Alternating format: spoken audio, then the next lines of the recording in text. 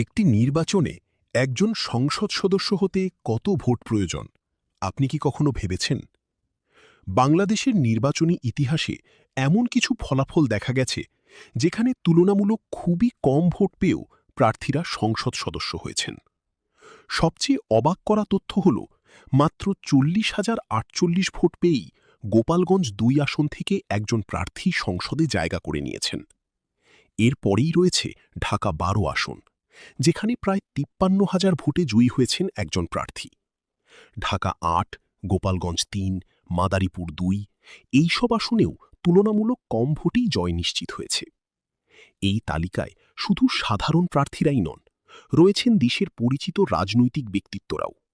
তারেক রহমান, গয়েশ্বরচন্দ্র রায়, ইশরাক হোসেন সবাই কম ভোটের ব্যবধানেই জয়ী হয়েছেন তাদের নিজ নিজ আসনে। ফলাফল হিসেবে তৈরি হয়েছে এমন এক তালিকা যেখানে ২৫ জন সংসদ সদস্য তুলনামূলক সবচেয়ে কম ভোট পেয়েও জাতীয় সংসদে জায়গা করে নিয়েছেন।